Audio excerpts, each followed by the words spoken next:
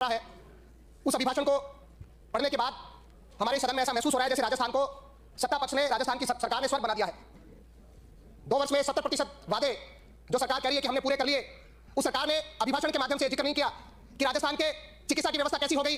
राजस्थान के सबसे बड़े अस्पताल सवाई मानसिंह अस्पताल के ट्रॉमा सेंटर में जब आग लगकर के मरीज मर जाते हैं, जब राजस्थान में बसों में लोग जल करके मर जाते हैं, जब राजस्थान में एक दम पर आकर के अचानक निर्दोष लोगों पर अगर उनको चढ़ा करके हत्या कर दी जाती है, और यहां तक कि माननीय अध्यक्ष महोदय, ऐसे लोग जो हरियाणा में जो घटना हुई, जिन लोगों ने अपनी जान दे दी, राजस्थान के मुख्यमंत्री जी ने मुख्यमंत्री सहायता कोष से उन लोगों को 1 रुपए तक की सहायता नहीं दी। मैं आपको कहना चाहता हूं, मेरे विधानसभा क्षेत्र के नजदीक सीपुर गांव के एक बुजुर्ग परिवार, एक दलित परिवार के 4 लोग उस दुर्घटना में चले गए। ये राजस्थान के हालात जिस पर अभिभाषण में कोई चर्चा नहीं। राजस्थान में जो आज ओमार सीट का घोटाला सामने आया है, उसका कोई जिक्र नहीं। ओमार सीट में राजस्थान के नौजवानों के सपनों को चूर-चूर कर दिया है। जब 12 वर्षों से जो लोग राजस्थान में कर्मचारी चयन बोर्ड आयोग में हैं, उनकी जांच होनी चाहिए, उन पूरे 12 वर्षों की जांच होनी चाहिए, एक एसआईटी का गठन होना चाहिए। राजस्थान के जो नौजवान है, जो बेरोजगार नौजवान है, आज उसके सपनों को जो एक तोड़ने का काम जिस प्रकार के भ्रष्टाचार ने किया है, मैं सरकार से मांग करना चाहता हूं कि ओमार सीट घोटाले में जो लोग शामिल हैं, जिन्होंने पिछले लंबे समय से वहां पर रहकर के जो घोटाले किए हैं, जो अंक तालिकाएं नंबर बदलने का काम किया है, मैं आपको कहना चाहता हूं कि उस पर एसआईटी गठित करके राजस्थान के नौजवान को न केवल न्याय देने का काम करे, बल्कि जो रोजगार देने की बात आप केवल कागजी आंकड़ों में बताते हो, उसको सार्थकता के साथ आपको सिद्ध करना चाहिए। मैं हमारी जो राष्ट्रीय शिक्षा नीति है उसकी बात करना चाहूंगा। माननीय राज्यपाल के अभिभाषण में गुणवत्तापूर्ण और नवाचारों से युक्त शैक्षणिक माहौल की बात राष्ट्रीय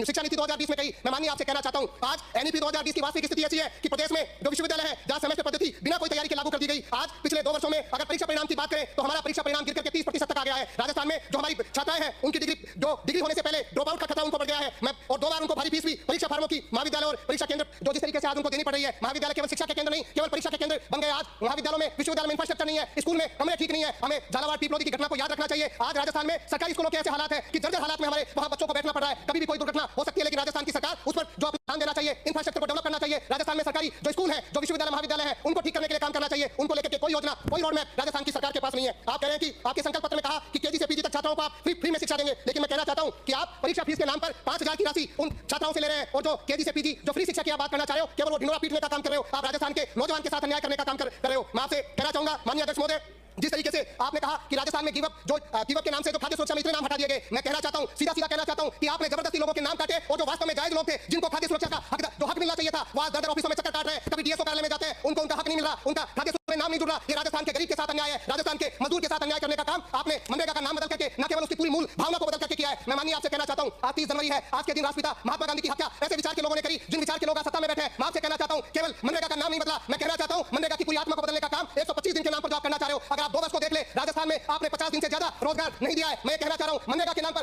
कृपलानी जी, मैं राजस्थान के जनता के दर्द की बात कर रहा हूं। आप बार-बार खड़े हो जाते हो, बार-बार। मैं माननीय अध्यक्ष जी, मैं निवेदन करना चाहूंगा कि जिस तरीके से ये मैं कहना चाहता हूं कि हमने 100 दिन का जो रोजगार की बात थी, वो हमने रोजगार दिया है। आपकी सरकार ने पिछले 2 वर्षों में 50 दिन भी रोजगार नहीं दिया है। ऐसे हालात राजस्थान में आपने पैदा कर दिए हैं कि हर तरफ हाहाकार मचा हुआ है। राजस्थान का इंफ्रास्ट्रक्चर बस हो चुका है। आज गांव में जाओ, कहीं भी जाओ, तो लोग कहते हैं कि हमारे यहाँ सड़क नहीं है, हमारे यहाँ रास्ते ठीक नहीं है, लोगों को चलने जो।